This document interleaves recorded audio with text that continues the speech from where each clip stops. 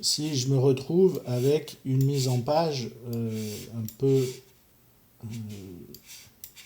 particulière, j'ouvre une image, on va ouvrir par exemple ce monsieur,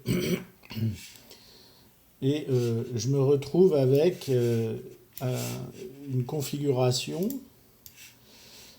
qui ne m'est pas habituelle, parce que quelqu'un d'autre a travaillé précédemment et il a déplacé les palettes, etc.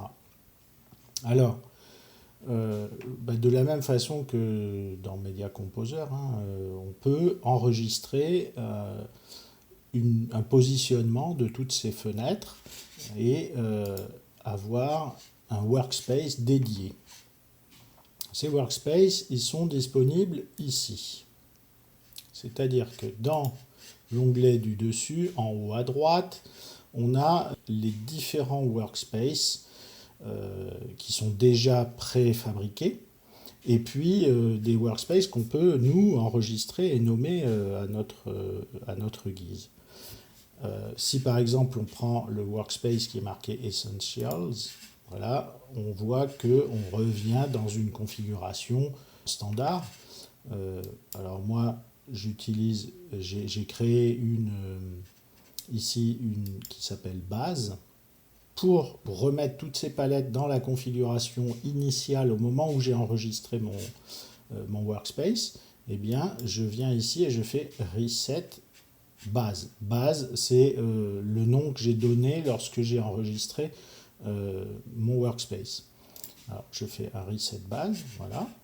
Je vois que j'ai bien mon navigateur, mon histogramme, j'ai l'historique donc des opérations pour revenir en arrière dans l'historique des opérations, et puis mes layers, les channels ici, qui sont bien pratiques quand on travaille sur des fichiers avec des alphas, etc. On y reviendra.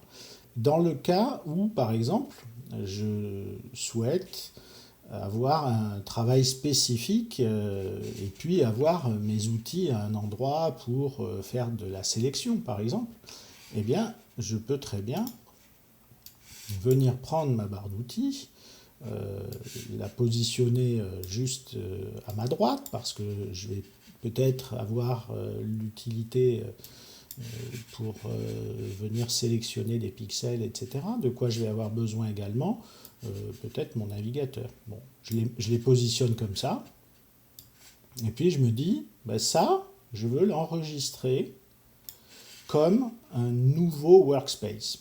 Donc je me mets ici et je dis, eh bien, New Workspace, je le nomme, et ça va être mon sélection par exemple.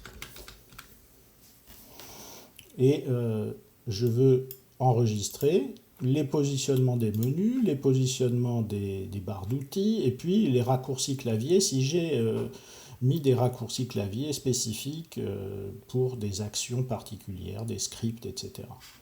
Donc j'enregistre, voilà.